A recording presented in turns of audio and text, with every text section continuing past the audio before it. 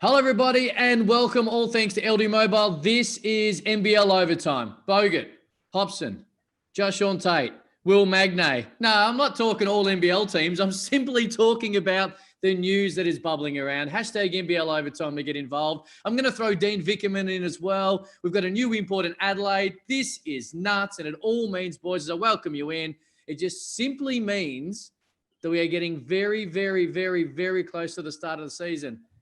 Homicide, Liam, hello to you. What's going on? Well, when I woke up this morning and we had Jae'Sean Tate on the show, I thought that might open. He's going to join us. He's going to be in rocket ski modes probably. That's going to open the show. And then I thought, oh, no, Scotty Hopson, that might open the show. Adelaide have got a new import. Oh, geez, two-way Magnay. I'm like, what are we going to open the show with? Let's just flip a coin. And then it falls on Rogue Bogues' podcast. He breaks the news, his retirement, and here we are. And I'll be honest, boys, I'm almost out of energy. Liam Santa Maria, hello to you. Hello, Cam. I like the way you credited the podcast there too. You're following the instructions. Bloody oath. Got that in there, and NBL Overtime's off and running. You know my rules. I always listen to instructions given to anyone who's bigger than me. And Bogues is double. So I've got to run it twice. The podcast, the news, and you know what? Jae'Sean Tate, Dean Vickerman going to join us. Plenty of news get around. But let's start with Andrew Bogut, who, of course, retired. And to be fair, probably did the way that we kind of expected from Andrew Bogut. Going to make the announcement in his own time, on his own podcast. And we today say goodbye to what has been an incredible career, NBA, NBL, internationally, collegiately. What a career for the big man. Amazing career. And a sad day for Aussie hoops, yeah. I got to be honest. I mean, we're going to go through the process of celebrating what he has brought to the game and what he's brought to Australian basketball and this league, of course. But, I mean, I said earlier in the offseason, the Sydney Kings and the NBL are both better for Andrew Bogut being on the roster and involved and playing. And so are the Aussie Boomers. And I was really, really hoping that he was going to find a way to get there with the Olympics being postponed and moved back a year, because this is our big chance. And he has been unbelievable for our Boomers team over the last couple of campaigns. And you mentioned all the different things that he's achieved over his career. I mean, he has been a trailblazer, an absolute trailblazer. First pick in the draft, was headed towards an all-star career. No doubt. And a defensive player of the year, perennial type of guy, before he had those significant injuries, and the one in particular where he ripped up his elbow. But went on to obviously play an important role on a championship team. And then the moment he signed with the Sydney Kings was a landmark moment for the NBL. And we thank him for the 2 years he came in here and did his thing, all NBL second team last year, but MVP the first year. And just enormous in so many ways for Aussie hoops. And well done to him on a spectacular career. These moments come in all of our lives as pro athletes, the time to hang up the boots and move on to the transition, which is life after the game. I actually thought he was going to come back with, given the time off with COVID, his body would have been rested. He wanted to give himself one more chance to get a medal. So that's why I really thought he was going to come back. But like Andrew Bogut, expect the unexpected. Congratulations on an incredible career. And I'm sure we have not heard the last of you with that podcast. So good luck with it. I tell you this, Liam, as well. You mentioned how the NBL, Australian basketball, and the Sydney Kings obviously were so much better when the announcement was made that Andrew Bogut is coming to the NBL. I think we were all in the building this night, and apologise if you weren't, but I definitely was. It was the Melbourne Cup Eve game early in the season of his first year at the Kings, and it was United and the Sydney Kings. And we know the NBL have been growing and getting bigger, but the buzz within the stadium when you walked in Melbourne was off the charts. And you got the feeling it was a packed house, and everyone was there. And the fact is, Bogut was out on the court, little jump hooks, working on it. There was a little whisper, and it was one of the first whispers around NBL that a guy might not play that I'd heard for a little while. He had a bit of a crook back at the time, but everyone was there. They're watching him shoot jump hooks up, and it just felt for the first time how big it actually was. The game didn't disappoint. It was a wonderful game between two really good teams that year. And that's what he did. And that happened every single time. And I only talk from a Melbourne perspective, and a couple of times I was in Sydney to watch the Kings play. You walked in and you had a feeling of an NBA arena. And a lot of that, not all of it, I'm going to say 90%, had to do with Andrew Bogut, both on and off the basketball court. Yeah. And do you know what it did as well? The moment that he announced that he was going to sign with the Kings, and then the following day of the introductory presser that was broadcast live on Fox Sports, with a Sydney arena that was teeming with cameras and news people from all over the place. That was the moment where the general sports fan in Australia, when it came to the NBL, stopped thinking and talking about Andrew Gaze and started thinking and talking about Andrew Bogut. It immediately caught everybody up to what us, the hardcore fans, have known for a long period of time, which is the league has moved on and it's grown and it's becoming one of the top couple of leagues in the world, and the talent is unbelievable. But the general sports fan didn't know that. And when Bogut came back to our league, he didn't have to. Could have hung him up right then and there and not put his body through that. He did that for us. He caught everybody up, and then he took the league to a whole nother level. And you can't understate the enormous impact his arrival has had on the NBL. I'll put it, Homicide, to a lot of people out there, that shows like NBL Overtime and all the great shows, basketball shows, and there's maybe 5 or 6 of them right now in digital or on TV. It's no coincidence they pop up when Andrew Bogut come back to the league, and all of a sudden there was a bit more thirst from people around the country outside of the hardcore basketball fans like us. There is a direct correlation between a hell of a lot more interest and the button getting pushed on shows like NBL Overtime. It's equivalent to when Steph Marbury went to China. You bring a legitimate NBA star over to another league and it stamps approval, because if he's coming into this league and playing, no nights off, he has to play. And for him to do that, it just brings legitimacy to the league. So definitely from a global standpoint, it just made the NBL more of a globally recognizable league. And that just trickles down to everything else. Media coverage, podcasts, just everything all around the world. So it was a great look to have him come back to where it all started, which is in his home country, Australia. I always had him extremely high. And you mentioned those hardcore basketball fans, of which we are. So we know, great college career, number 1 pick, those injuries, but we knew how good he was. For me, it went to a whole new level, be it unfair or otherwise, in 2016. Game 5 of the NBA Finals. They're 3-1 up. There's no Draymond Green. They're in that dogfight with the Cleveland Cavaliers, and he got hurt. Now, it happens in sports. I'm not going to sit here and say that Cleveland wouldn't have won the championship, but it did definitely change the way the Golden State Warriors rotated. They ran out of big guys, really, or at least ones that Steve Kerr could really trust in a Game 7. And then we sat there talking about the Rio Olympics, which was right on the back of an NBA season. We're like, well, here's Andrew Bogut. His career, where it's at, he's got to try and get his knee right. There's going to be changes. He's going to probably need to find a new NBA home with Kevin Durant coming in. And then we rock into Rio, and he looks in incredible shape. Like, he was absolutely in top-notch nick. And it's a huge reason, and we know what happened at the end of that campaign, but he rolled in on the back of that with all rights after his long career to say, I've got to focus on the bigger cash. But he got himself right for the green and gold, and he was a big part of why that team was so good in that campaign. So that 3 months, for me, took him to that whole new level that he was already here. And because he was brilliant for that 3 months, 1, unfairly with the injury, and 2, to get himself right. And we talk about what he did for the NBL in terms of, lifting this league by arriving here, but what he's done for all of us involved in Australian basketball, like when he goes over there and he's the college player of the year and he gets drafted number 1, we all puff our chests out and go, that's us. That's Australian basketball there getting that done. And then when you talk about the 2016 Rio Olympics and his role in that was the team that said, we're going for the gold. Mm-hmm. And we understand what you might think about that, but this is who we think we are, and we're going for the gold medal. And you know who that was? That was Bogues.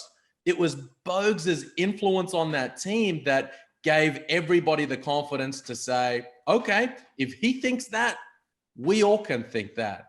And that's another massive moment. And we've never looked back, right? We've been right there, and we could have got the gold medal last World Cup. So just what he's done for Australian basketball, the Boomers in the NBA scene, the international scene, and here domestically is absolutely enormous. Just on that campaign started, of course, with a home away double against New Zealand in the qualifying. And when Andre Lamanis joined you and I, Liam, earlier in the year in NBL Rewind, we went through that famous win at Etihad Stadium or in Melbourne at Marvel Stadium against the US. And we sat down and we spoke about Andrew Bogut, who was really good in that World Cup campaign last year in a slightly different role. He spoke about the fact that he hurt his back pretty badly. Yep. They flew to New Zealand knowing they needed to win to make the Olympics. They're doing their thing, not realizing or not even thinking Andrew Bogut. He uncurls himself when he gets off the plane, which, as you know, if anyone's got a sore niggle in the back, let alone playing sport, it can be tough. He gets there, gets out there, plays his role, qualifies for the Olympics. And from there, that campaign built and that preparation built. So there's probably a million of these stories, be it NBA, international, even probably with the Sydney Kings at different times that I'm sure people are going to talk about over the next couple of days, weeks, and to be honest, years, because that's where Andrew Bogut should sit. I first encountered him when he was about 16 or 17, and he came and he trained with us at the Victoria Titans, and I'll never forget it. He was in there as a skinny, talented, tall teenager, just throwing bows at Chris Anstey and Brett Wheeler and Tony Rolton. The veterans didn't appreciate it, man. They put him to the deck, they put him to the back wall, and he bounced right back up. He's a take-no-ish kind of guy, and he's been that way his entire career. And it was that moment. I mean, he got everybody's respect. Everyone knew he was on to enormous things from that moment. And it's a page-turning moment in Australian basketball today that he's hanging them up. Homicide, the Kings. Now, and Jae'Sean Tate's going to join us. He ain't going to be there. The head coach ain't going to be there. And Andrew Bogut's not going to be there. So there's no doubt that Chris Pongrass and the crew have been working and would know that majority of this has probably been set in stone, that they know what is and who isn't going to be there. But it does lead to an interesting couple of weeks because the season is rapidly approaching. The Kings are on the clock. Let's be clear. No Andrew Bogut. Mastermind coach Will Weaver's gone. First team All-NBL power forward is gone. Where do you go? You have Casper, but the league has gotten stronger, and Casper's not going to be enough. They are on the clock. Now, we know this is the Sydney Kings, a great organization, great front office. Can they make it happen in the next few weeks? That's where they're at. Well, you've had a smirk on your face for the last 45 seconds, Liam. It feels like you might know something. I mean, Corey's absolutely right. I do know something. I'm excited about who they're going to be bringing in on the interior. Yep. Very excited. This is someone that they've been working on bringing in for quite some time over the course of the offseason. And my understanding is they're very close to being able to get that done. The coaching scenario is a whole different thing. Why is that taking so long?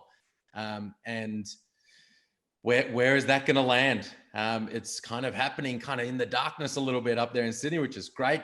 Good on them. And, hopefully their process will result in the right person getting that position, and the flow-on effects there will be interesting. So you're right, Corey. They're on the clock. They have to be scrambling because the season ain't that far away. So just to recap the first 10 or so minutes of NBL Overtime, you can get involved anytime you like. Hashtag NBL Overtime.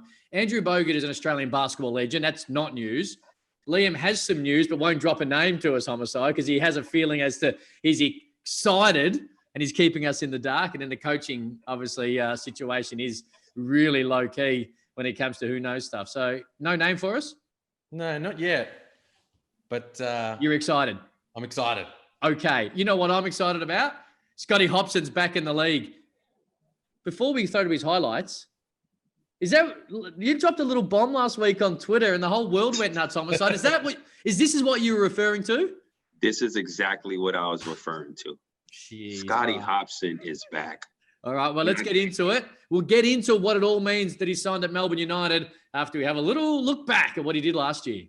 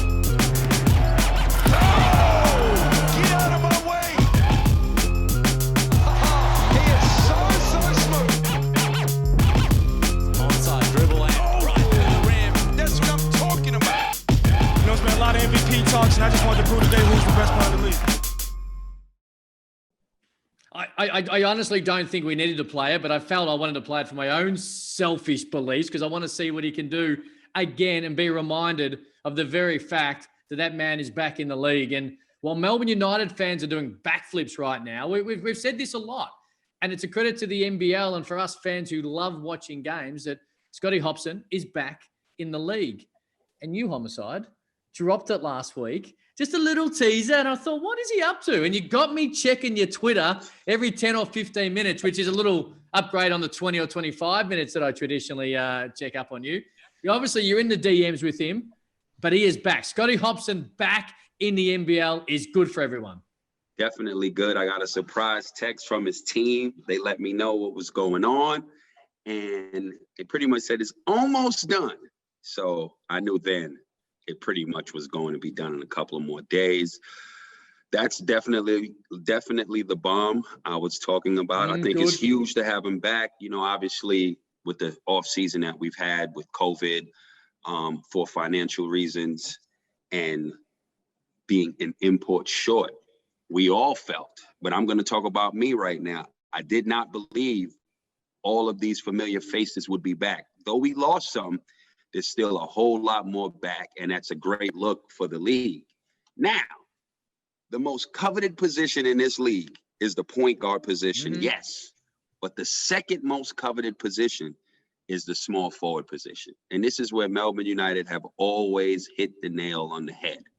I think this is going to be a special year for United to get a player like this alongside Chris Golan and Mitch McCarron, because he does it all. He's a point forward. So, which means he's going to be able to make point guard plays and reads at that small forward position.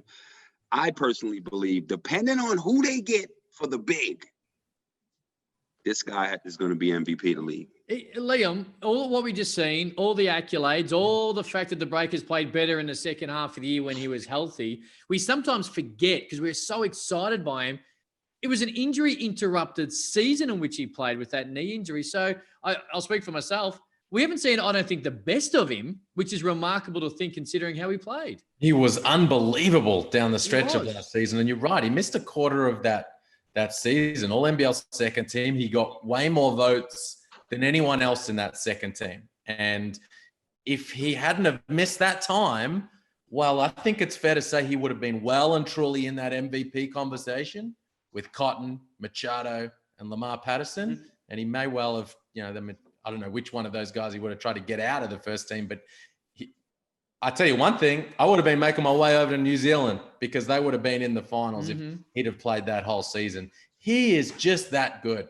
And it's such a perfect signing for Melbourne United. I mean, we've been talking about it for months and about how we started with, New Zealand's gone with Lamar Patterson. Well, Brisbane, they should really go after Hopson, but he was expensive. He is expensive, and he wanted to really exhaust his NBA opportunities and look into them. Adelaide were interested. Obviously, Brisbane were interested. There were teams out there who didn't even need a small forward, who were like, can we work out a way? Oh, here it is. He's getting excited. The microphone's been booted by the size 12 Converse. Oh, boy. Gotcha. Am I back? I was saying that there were teams out there looking at who didn't even need a small forward, who was saying, is there a way we can change our roster around, move things around to get Scotty Hopson in, because he's an absolute game changer. And the part that is perfect, and Corey was talking about it just there, about him being a point forward. If you're going to go with Mitch McCarron and Shea Elliott at the point spot, you got Chris Golding as the 2, an all local backcourt.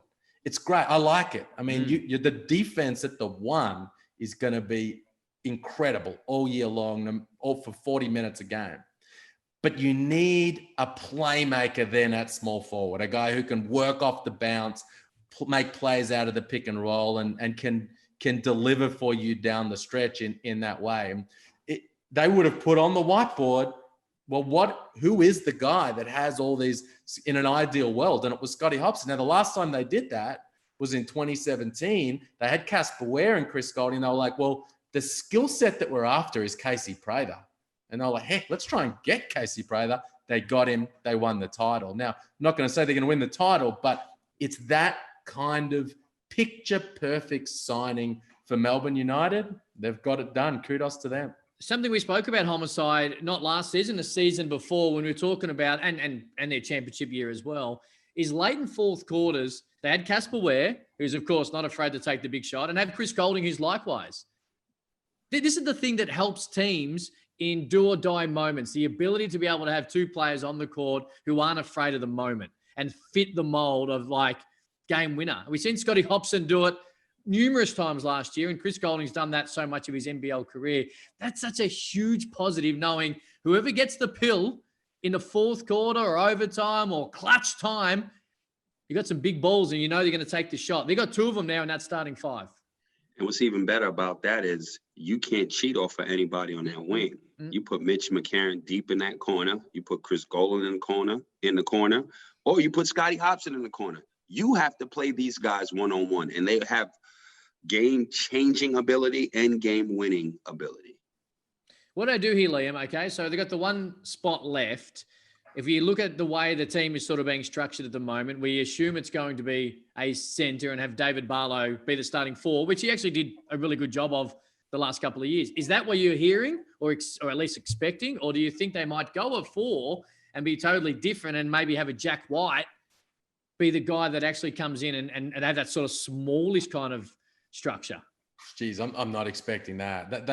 They need a center. Even without Bogut in the league? You know what? You got Barlow, you've got Jack White, you've got Joe Luala-Chul. I think you need a starting center for mine. Now, it doesn't need to be a bruiser, a lump. It doesn't need to be Colton Iverson, that kind of center. It could be a Jock Landale. I mean, it could be like a Ben Moore type, a Cam Oliver, a 4-5, but someone who's definitely comfortable in that position. And they've got great versatility across the perimeter. And if you get the right guy, you're going to have great versatility in the front court as well. And that signing, as I wrote yesterday, has vaulted them immediately back into championship contention. All right. And I'm going to say this. Sorry, Cam. I'm going to say this. Today's December 1st. Okay. NBA training camp is December, I think today. Pretty much. Preseason starts the 11th, if I'm correct. Jock Landale is still here. Now, I'm going to say this. Liam has said this a couple weeks ago, mentioned it. If Jock Landale is not on an NBA roster, which, I mean, again, if he's in Melbourne, he's either prepared to fly out or he's not going to the NBA. If he signs with Melbourne United. Oh my God. All right. Well, how about this? Oh my God. How about this? How It's the about this? blueprint. Yo, Oh, if he signs with Melbourne United, they're back. well, let's see how They're this back. goes. Because Oh my yourself God. and Liam, you two boys, caught up with Melbourne United head coach Dean Vickerman. Let's have a look. Well, here he is, Dean Vickerman, head coach of Melbourne United, two-time championship winning coach, and he's feeling good with Scotty Hopson signed, sealed, and delivered. Mate, how was the vibe at practice today, the morning after the announcement? Yeah, I think as a staff, because we were pretty patient to finally, get a high-level signature like that. It was pretty exciting, and it's great when you have other people call you that have coached him and worked with him and said, "Hey, you got a really good one there, great person, connects so well with his teammates," and we're just seeing how important that becomes in our league and the chemistry of the team. Coach, look, with your team, you've always had an elite point guard and an elite three-man. Obviously, Chris Golden, you have elite. But those are the coveted positions in this NBL. And you've always hit the nail on the head. Between Mitch McCarron and Shea Elliott, you got the point guard spot sewed up.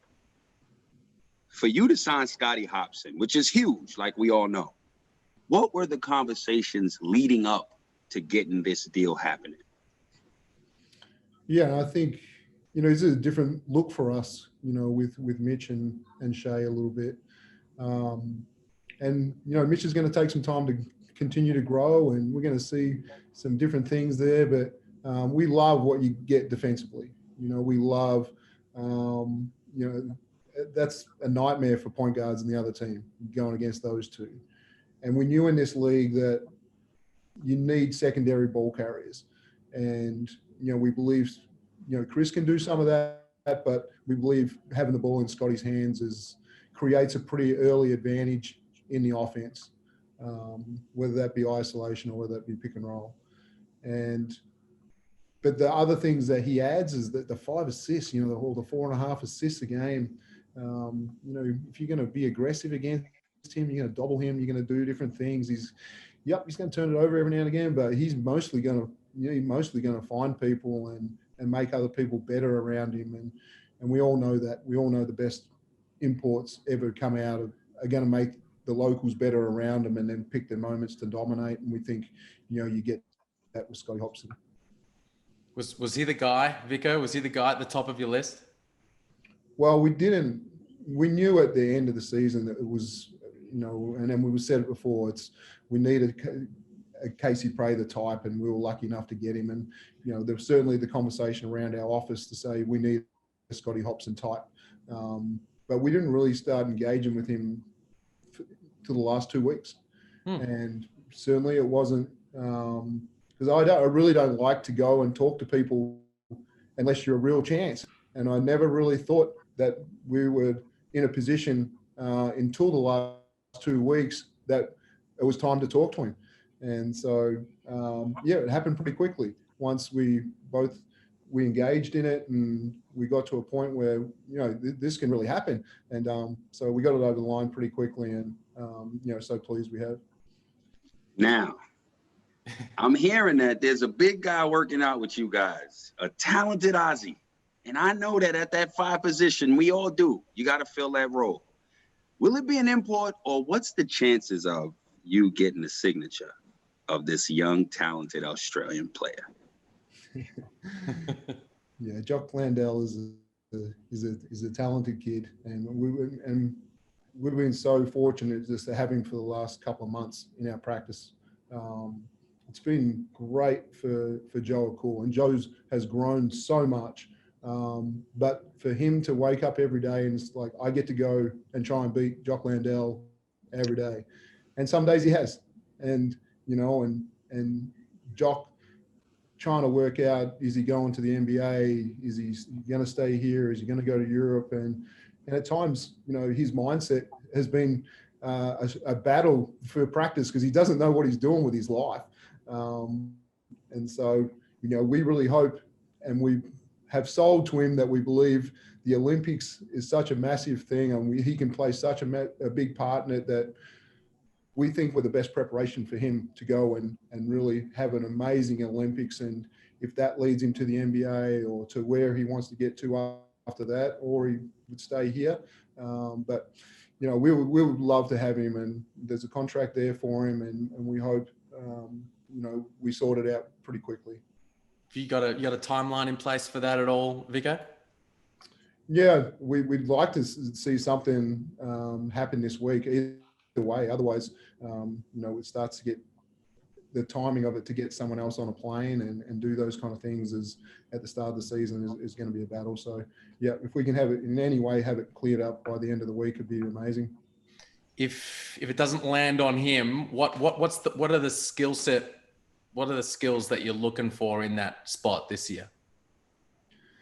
Yeah, and can you find another Jock? That's a difficult one, because he shoots the three well. He's such a high IQ guy at the offensive end, and even a play today, it's like, oh, Jock just changed it, and it's like, well, that's great. We just add that to the playbook, and he had some good concepts defensively that I think he's brought from Europe as well, and so it's been an absolute pleasure and growth for our coaching staff to have that kind of guy in practice. But you then look at it and you say, Joe can do some of those things that Jock can do, and in certainly in the pick and pop and his post game and those things. It's, do you go? We've got a list of guys that are a little bit different to Joe.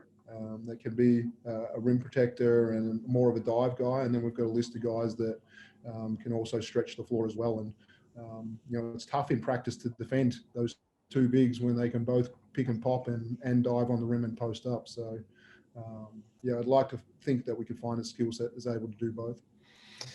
C-Dub, anything for the big fella before we wrap up? Nah, we're going to let him go. I got some questions for him in a couple of weeks. I'll save them. How are you enjoying being a little free in Melbourne at the moment, Vico?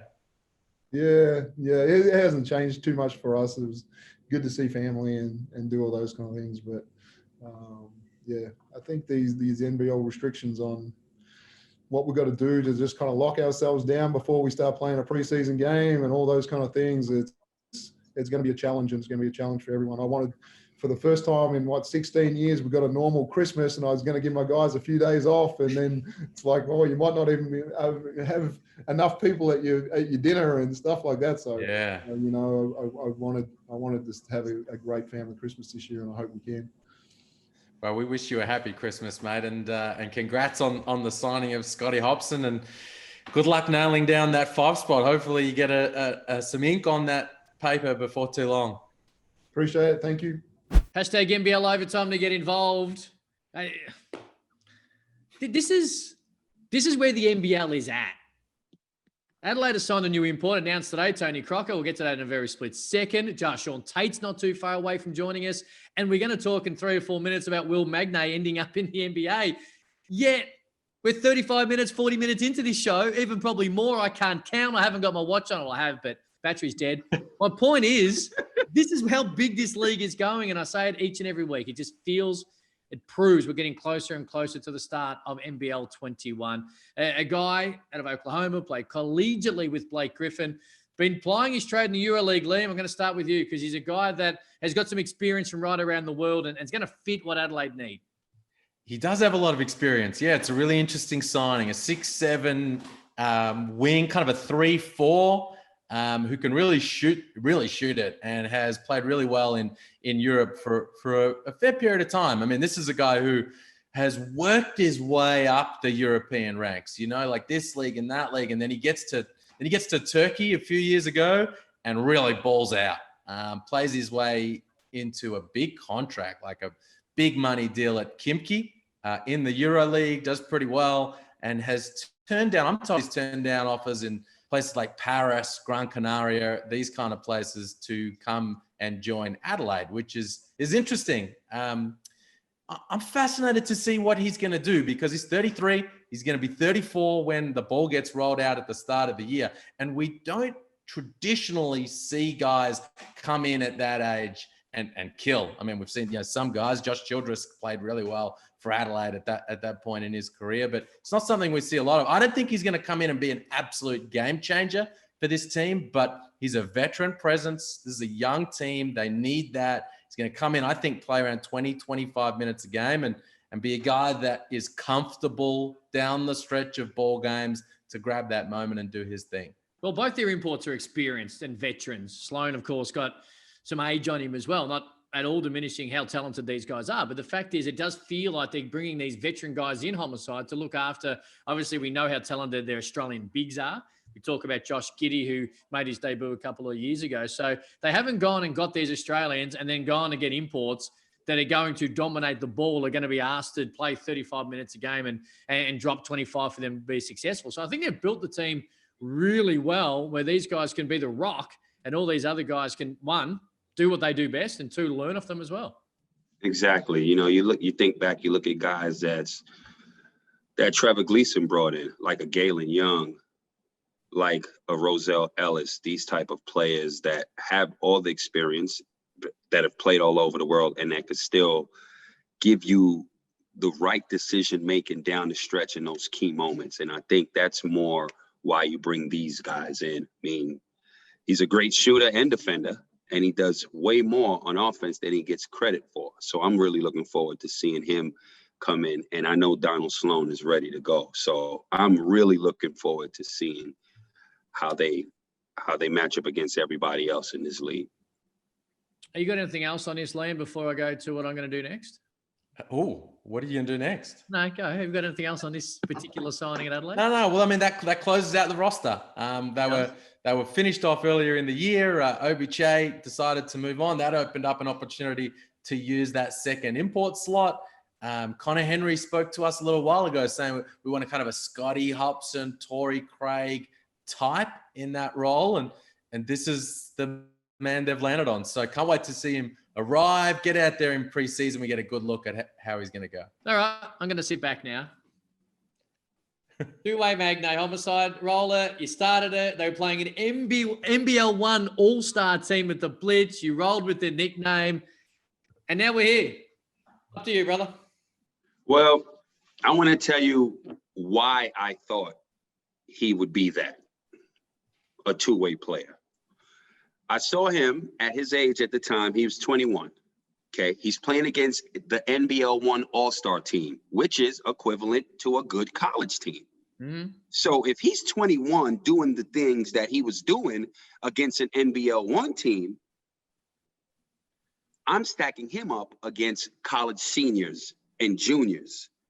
That's why I knew, if nothing else, he would be able to, one, get a look because of all these college scouts that came down to look at Melo and RJ. Mm-hmm. But that's who you matching them up against. And I believe that went over all of you guys' heads. Well, just for people around the country, I think that particular game, we had just under 3 million watching us three commentate that particular game. But if you did miss it, this is what Homicide had to say in Tasmania in September 2019. Patterson. Great pass. Oh, Magnay. My goodness. I tell you right now, Magnay, after this game, all of those scouts are looking. Well, let's, I mean, I know I brought it up. They're all looking at it. We got to keep it in perspective. Just so we realize, right, Will Magnay's gone from development player to most improved player to an NBA player in 2.5 quarters. I'm telling you, there's 5 dunks. Okay. He's going up aggressive and finishing on people. He's not going up against an NBL team. Everyone just chill. But it was nice. Someone just said he was 6 man. I'm following you. Most improved, he said. This guy. I will say, it was nice to see him finish that play because he's the one who started it down the other end, showing his ability to stay in front of Doyle on the switch. Uh-oh, this is nothing but showtime right here. He lobs it up, great pass. And he goes to alley-oop. Well, he's doing what? Two-way contract. I smell a two-way contract coming up. There you go. What? Homstradamus? Does that work?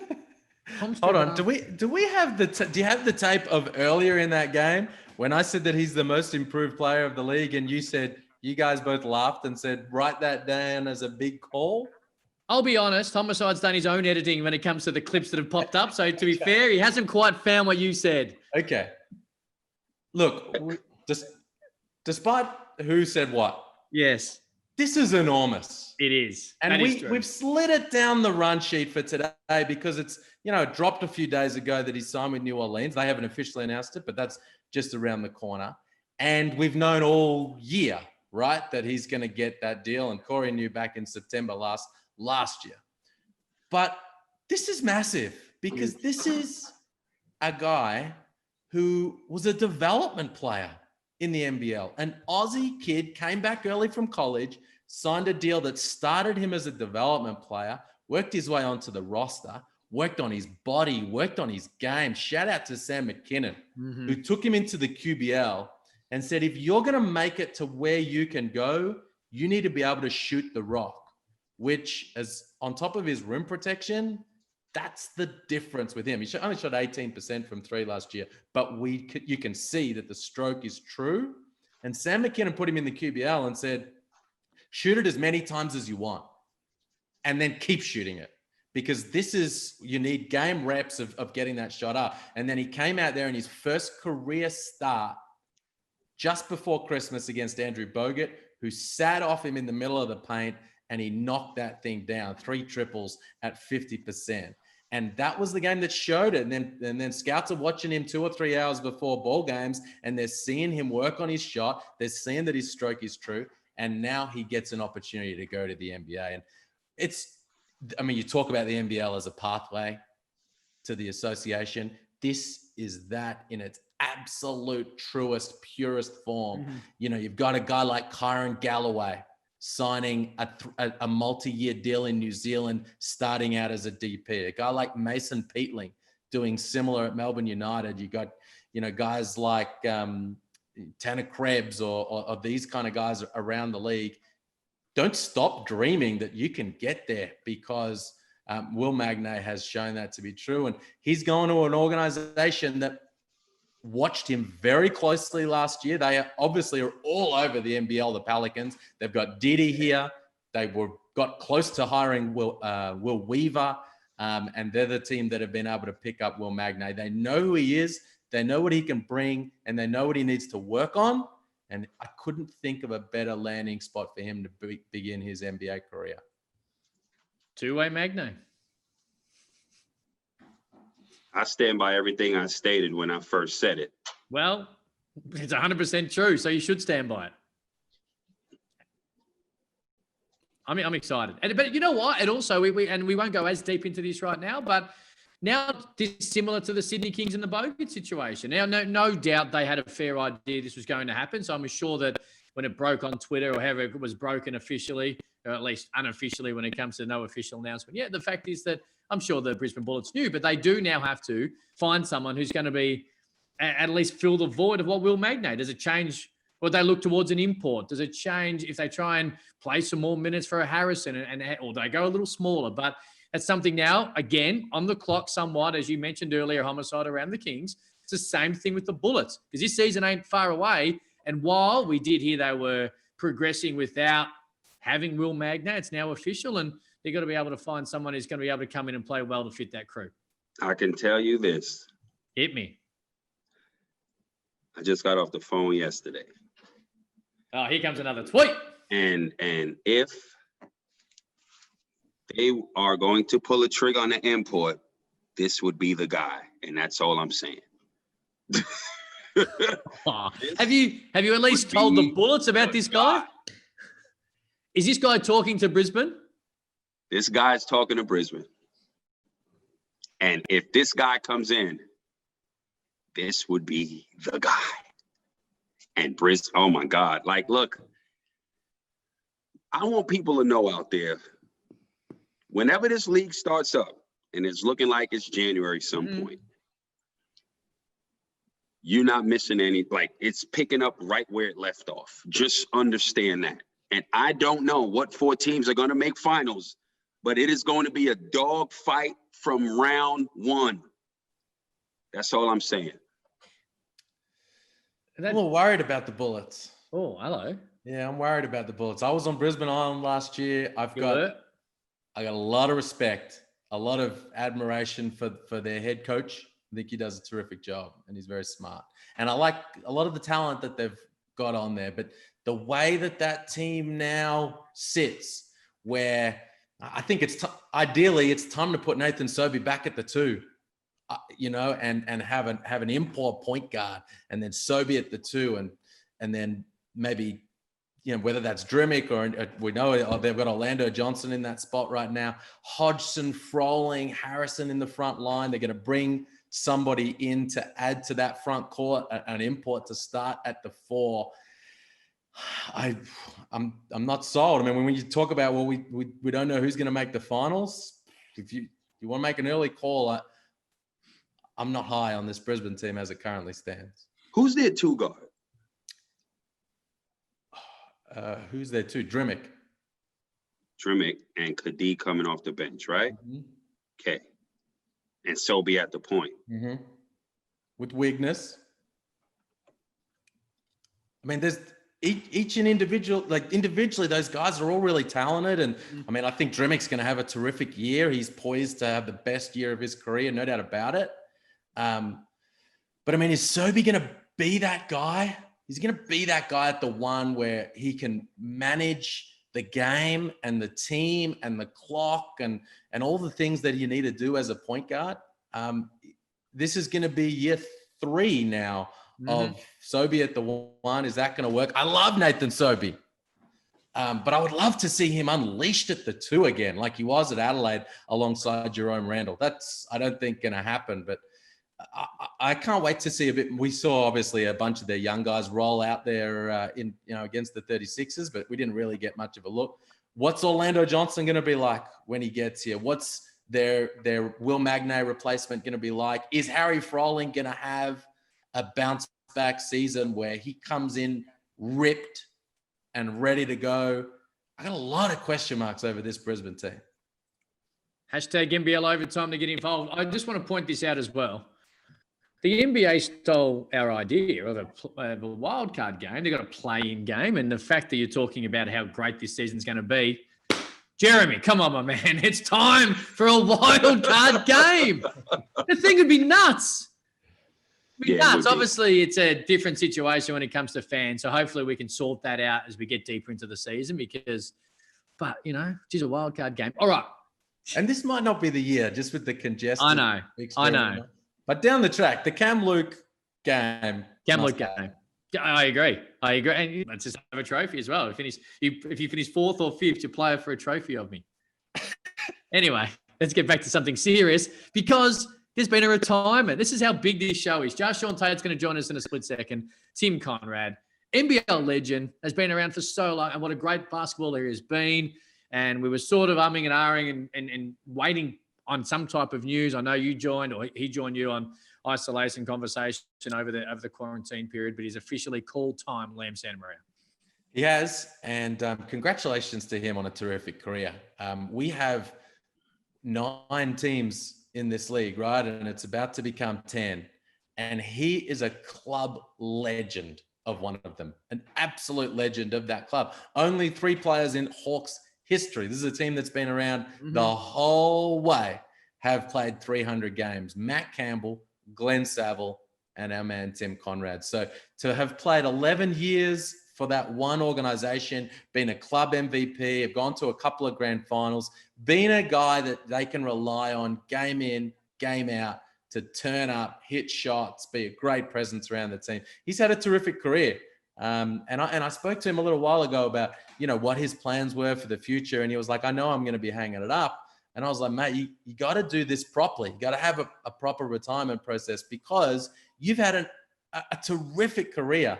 And we need to hold you up as an example for younger players. Like, this is the type of career that you can have if you come into the NBL and you work really hard. And I think back to, I think my strongest memory of him going forward will be in the 2017 semifinals when the Hawks knocked out the minor champion, the regular season champs, Adelaide, and him stroking it in that semifinal series and him going into Adelaide. Rodney Clark was doing his thing and TC was towing the arc and knocking that thing down, and they knocked off the number 1 seed.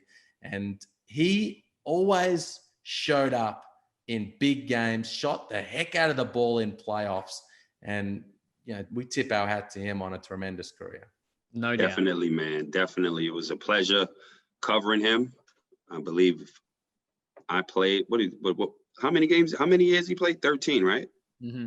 Did he? Yeah, so I played against him, I believe. I played against him. And he was always a consistent threat. You always knew you better close out because this thing's going in. Like, that's the respect that we had guarding him. And obviously 13 years later, 12 years later, whatever it is, it's just great to have had the opportunity to play against him and cover him in the league. And I wish him the best. All right.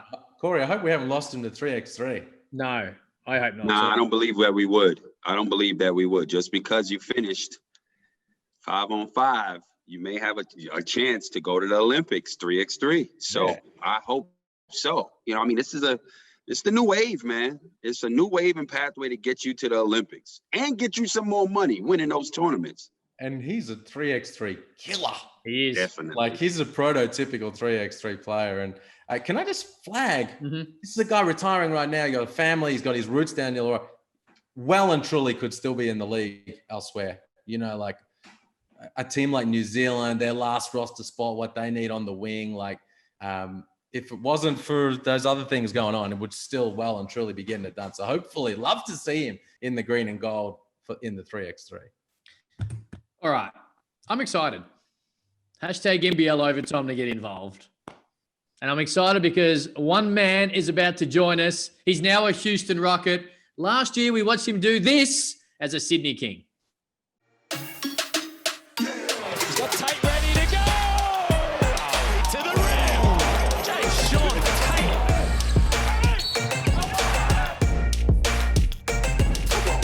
Jae'Sean Tate. He's the hot hand. Why not go back to Jae'Sean Tate?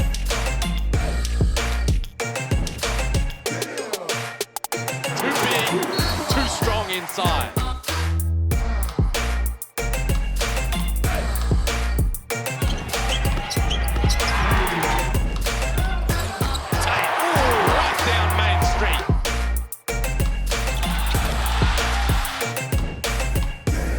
To the right. Jae'Sean Tate, look out.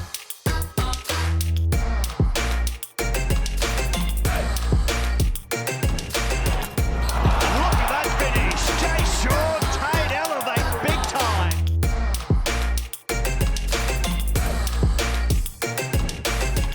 Who goes to Jae'Sean on the jam. Tate, it all opens up for Jae'Sean Tate. Tate. Jae'Sean Tate on Findelaney. Jae'Sean Tate, outstanding Euro. Jae'Ean Tate's been the difference maker. His work ethic is ridiculous. Anyone who recruits imports, you would love them to have that kind of mindset. This is the moment we live for.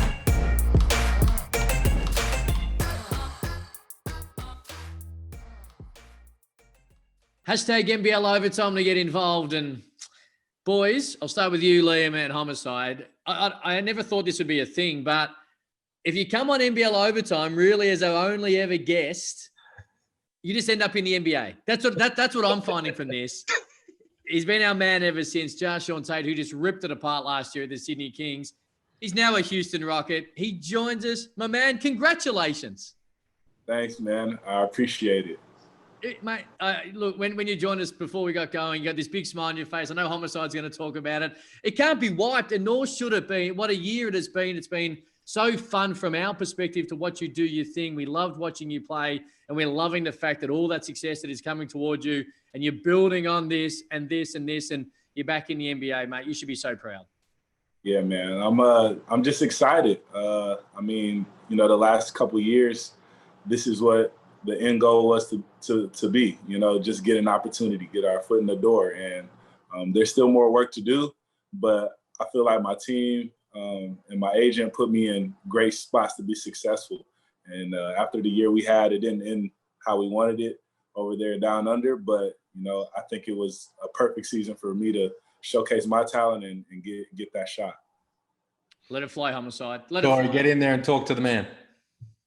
Look, man, that smile is like you got like a Magic Johnson type of smile, right? Like that Casper Ware kind of smile. And it's just great to see hard work paying off. You came in this league, you were on a mission. You made no mistake about it. You went about it unapologetically. You gave everybody the business. You did everything right. The motor that you had, the energy that you had. Yes, people say you're undersized, but you got big game and big heart. So I commend you for that. We all do. Talk about the opportunity to get now to the NBA and be coached by a coach that is your former coach from the Sydney Kings, Will Weaver. I'm excited, man. Just to have a friendly face that I can see every day. You know, and he's not in that position for no reason. You know, he deserves to be in that position and knows how to make teams better. Like, the dude is a genius. And I only got the opportunity to learn from him for 5 months. So now hopefully I get 3 more years. So he's not only going to help me become a better player, but I think, you know, the NBA is going to really start taking focus to how important he is. JT, congratulations, man. So happy for you. You got Paul Smith lined up to send you the Tim Tams? Yeah, so many people have actually been hitting me up, making sure I'm good on Tim Tams over here. But I had to cut those out of my diet. So nobody send me any Tim Tams because I can't say no. I can't say no. So I don't see that. You look, you're like skinny Jae'Sean Tate. Yeah, hey, NBA ready, Jae'Sean Tate. I like it. I like it. Hey, we spoke about it last week, how you took less money in Europe to come and play in the NBL because you and your agent saw this happening. You saw, I'm going to come down. This is a league that's going to work for me. The eyeballs on that competition are enormous, and I'm going to ball out, and I'm going to get an NBA deal. What's your advice? Because you're now an incredible story. You know, like you and Torrey Craig are our undrafted guys who have used this league to vault their way to the show. What's your advice to guys like Ben Moore and other guys that are going to look at potentially coming into the NBL for the same kind of reasons? I would just say you just gotta be all the way in. You gotta bet on yourself. You can't. You know, there's going to be ups and downs. I'll never forget the first, couple scrimmages. I sat down with Kevin Lish, man, I'm going home. This isn't working out. Seriously. So I would just say, no coming in. It's not a cupcake league, like Homicide would say. But the payoff is great. I mean, there's just so many eyes on the NBL, especially now after the years it's had. And, yeah, I think this is just a great opportunity just to play in front of not only great fans, but, I mean, there's going to be eyes from all around the world, top league Europe, and ultimately the NBA. Explain to us the phone call that you received when you knew that we want you and we've got a 3-year offer for you. What was that? Talk us through that. It was weird. I can't really go into too much detail. All I can really say is I couldn't believe it was happening. You know, being in that moment, you're just we're talking about these numbers, and you just see numbers and hear it. The numbers just keep going along the page. So and then afterwards, when you hang up and you shake hands or whatever. You just sit back that night, wow, you're about to be an NBA player, an opportunity to be on the biggest stage in basketball. This is people's dreams, and it's always been my dream to put on a jersey. And I'm just staying in the moment, man. I'm just ready to work. I got Coach Will Weaver in there, my man John Lucas, and we got a new coach. This is a kind of a new, organization, kind of trying to stir things up. So being a part of that, it's I'm excited. What's 2020 been like for you? You talk about those early practices just on 12 months ago, and then the Kings and yourself had such a big year, and then the way the grand final series ended and then led into, of course, a pandemic that changed the world. Then there was no NBA Summer League, which I traditionally felt you probably would have been targeting towards off the back of the NBL season. There's probably offers coming, not just in the NBL, but all around Europe. And at different points, you're going through a roller coaster of emotions when you're trying to get to the NBA. Try and talk us through what this has been like when you're trying to achieve a dream that in the end, you ultimately, in a weird year, got to. Yeah, I mean, definitely. At first, nobody knew how long this is going to last. It's still going on. And, I mean, throughout my career, I've always faced, hardships and obstacles. So I just looked at it like that and focused on and control what I could. And that's becoming a better shooter, my diet, and just, building that confidence I need to, be ready for this opportunity. And I think this last 6 months has been, it's a blessing, but, still crazy that it's happening. Like, this is the longest off season a lot of players have had. So my mindset is you either come back better or you come back worse. There is no staying, the same. Like, you had so much time to tweak your game and work on things. You should come back a completely different or better player. The big news this morning over here, Andrew Bogut's retirement. What were your thoughts on that when you heard it? Yeah, so he didn't tell anybody on the team, so nobody knew. Like, he didn't tell any of the guys. And we still have a group chat we always, catch up on. And we're giving them stuff. He's like, I don't know, we'll see. So it was kind of a surprise for us too. And I mean, Bugs is just like one of those guys, like the first time I saw him, like, wow, I'm really on a team with Andrew Bogut. I mean, the numbers and what he's done over his career, they speak for itself. And he's just a great guy. I know people give him crap on Twitter, but when you get to really know him, man, he's like one of the greatest dudes. How much did he help you in, you mentioned a couple of things, be it your diet or professionalism, just little tweaks you had to make to be a better player. How much did he help you with that in that year you played with him? Yeah, I mean, the guy sees the game before it's happening. He's one of the greatest basketball minds I've had the opportunity to share a floor with. So just learning from him every day, even though our practices may have been a little shorter because we had an older team, just those segments and him helping me learn how to slow down. Sometimes I can get sped up, and I think he was a big part of that, just seeing the game and creating things for yourself to make it happen. Homicide, I see you thinking there. You got something? I'm just happy for him, man. I'm just happy for look, we saw it firsthand. The man came in and went to work every game. No plays off, no days off, no games off. And that's exactly what's supposed to happen when you attack the game and you treat the game the way he did. So I'm not surprised, and I'm happy as hell for him, but I'm not surprised. JT, where's your head at heading into training camp? Like, when you went going in with Sydney and when you were going in with over there in Belgium, you're like, I'm the starting four man. I'm the Charles Barkley, the Draymond.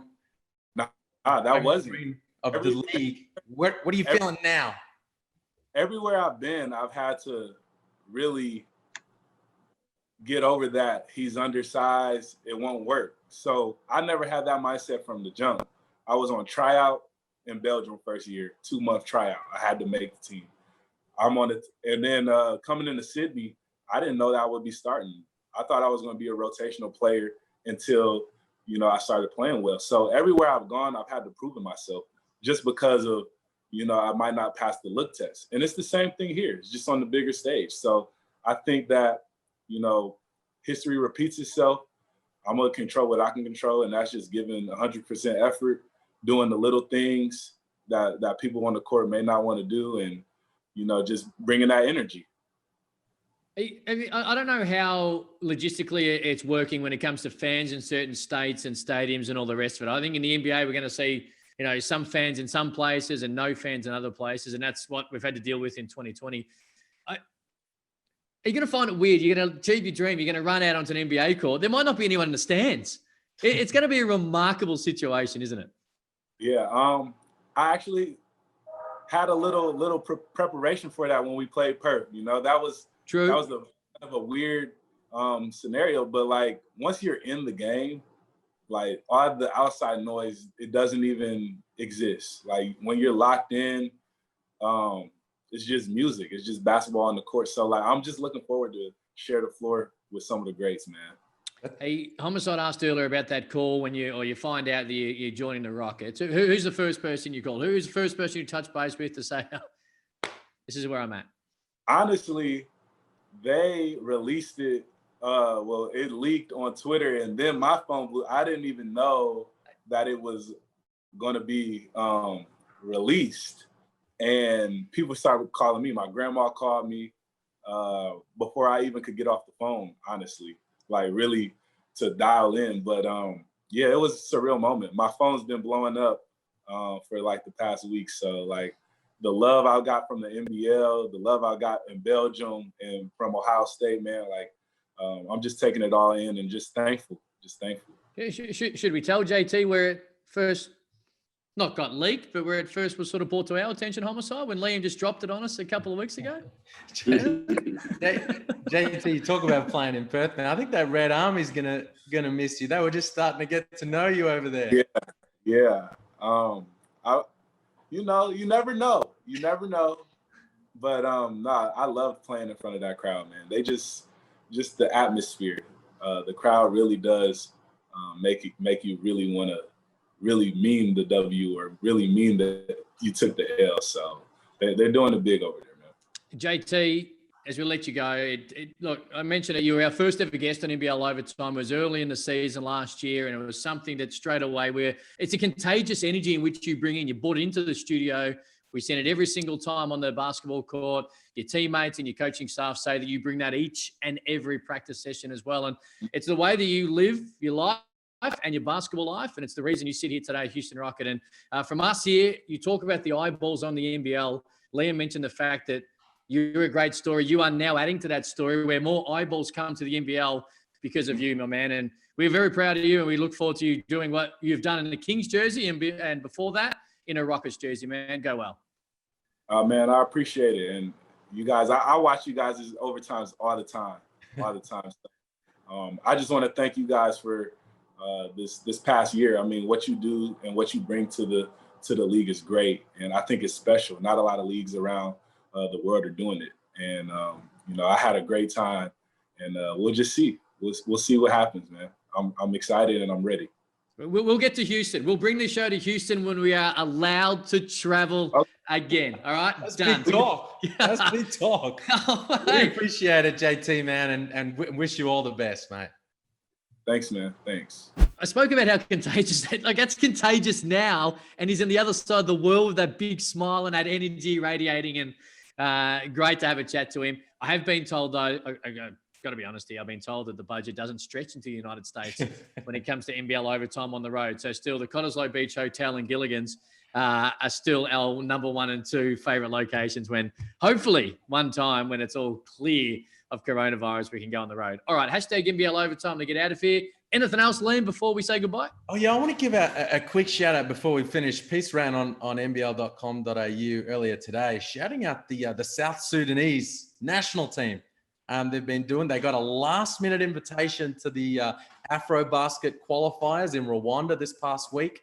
And they got Luwal Deng coaching the team. Awesome. And a bunch of South Sudanese Australians on that team, including 3 guys who have played in the NBL, Denga Kuth, Kwani, and also Matiang Muo, and a bunch of other guys who call Australia home but come from South Sudan and those guys have really balled out over the past week or so. They went down to Nigeria, coached by Mike Brown, former Cavs and Lakers coach, the number 1 ranked team in Africa, but they beat Mali, they beat Rwanda. They've got 1 foot in AfroBasket, which for the world's youngest nation state is an incredible achievement. And the pride that they've shown wearing that South Sudanese jersey, led by the 2-time All-Star Luwal Deng, has been really, really impressive. And they've been repping their country. They've been repping Australia in a roundabout kind of way in the NBL, and we shout them out. Check it out, nbl.com.au. Wonderful story, wonderful read. Homicide, before I let you go, We've got through an entire show. We haven't even really spoke about the fact that last week the Jack Jumpers went global in their search for a head coach. Have you applied yet? No, not at all. I like the position working with you guys too well. Good. That's what I like to hear. Have you applied, Liam?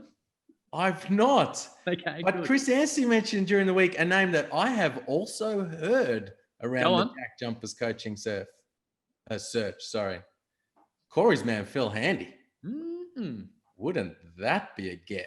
Massive. Straight off the Lakers front bench. Hashtag NBL overtime. We are I would say that next week's show's not going to be bigger, but I can't say that anymore because I was going to say that 7 days ago, and look what we had to do. Well, not had to do, but we got stuck in today. It is all happening. We are waiting, of course, the official start date of the NBL. But one thing I can assure you right around the country, it is getting closer and closer. Hashtag NBL overtime to get involved. Boys, see you next week. Peace.